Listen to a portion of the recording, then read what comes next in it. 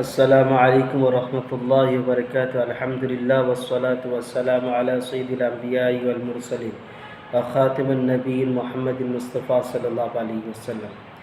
عن ابن مسعود رضي الله تعالى عنه قال قال رسول الله صلى الله عليه وسلم لا حسد إلا في اثنتين رجل أعطاه الله مالا فسلطه على هلكته في الحق ورجل أعطاه الله حكمة فهو يقضي بها ويعلمها رواه البخاري ومسلم।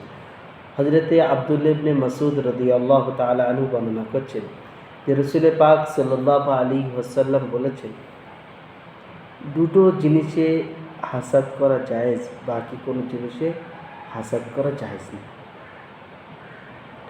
Number 1, আল্লাহ তাআলা যাকে দৌলত দিয়েছেন, সম্পত্তি দিয়েছেন, আল্লাহ তাআলার রাস্তায় খরচা করা, ব্যয় করা। যে ও 50 টাকা দিয়েছে, আমি 100 টাকা দেবো। ও 500 টাকা দিয়েছে, আমি 5000 টাকা দেবো। এটি হিংসা করে, এই হিংসাটা করা জায়েজ আছে, যেতে কি আরবিতে গিবত মানা যায়। আর একটা হচ্ছে আল্লাহ তাআলা যাকে দ্বীনের শরীয়তের জ্ঞান দিয়েছে, সে ইলম বুঝে, দিন বুঝে, দিন শিখে মানুষকে হকের প্রতি ফয়সালা দেয় এবং দিনের ইলম মানুষকে শেখায়। এই হাদিসের দ্বারা বোঝা গেল যে আল্লাহ তাআলা যে মানুষটাকে সম্পত্তি দিয়েছেন, সে মানুষটার সম্পত্তি আল্লাহ তাআলা দিনের রাস্তায়, আল্লাহ তাআলা যে রাস্তায় দিলে, যে জায়গায় দিলে আল্লাহ তাআলা খুশি হবে, সে জায়গায় সে আনলিমিটেড দান করে। মানুষ যদি 1000 দেয়, সে 10 লাখ দেয়। মানুষ যদি 10,000 দেয়, সে 10 লাখ দেয়। তো এরকম, এটাকে আরবিতে গিবত বলা হয়। আর না হলে হাসাদের মানে হচ্ছে যে মানুষের কাছে একটা নিয়ামত আছে, আর একটা মানুষ আশা করছে যে ওর কাছে জিনিসটা না থাকে, জিনিসটা যেন আমার কাছে হয়। এটা হাসাদের সম্পূর্ণ মানা, কিন্তু ওটাকে গিফট উমুমান মানা নেওয়া হয়েছে।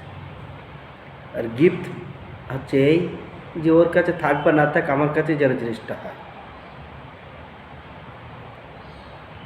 আরেকটা যে হাদিসের দ্বিতীয় অংশ হচ্ছে যে আল্লাহ তাআলা যাকে ইলম দিয়েছে, সে ইলমে নিজে শিখে আল্লাহ তাআলাকে সন্তুষ্টের জন্য অপরকে শেখায়। ফতোয়া, মাসলা, মাসাইল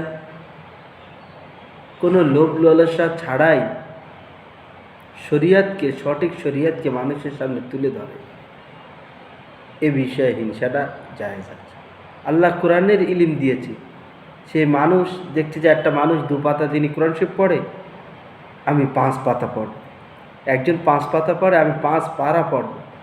এই হিংসা করে বেশি পড়া, হিংসা করে মানুষকে শেখানো যে ও 2 জনকে শেখাচ্ছে, আমি 10 জনকে শেখাব। এই সমস্ত কাজে, শরীয়তের কাজে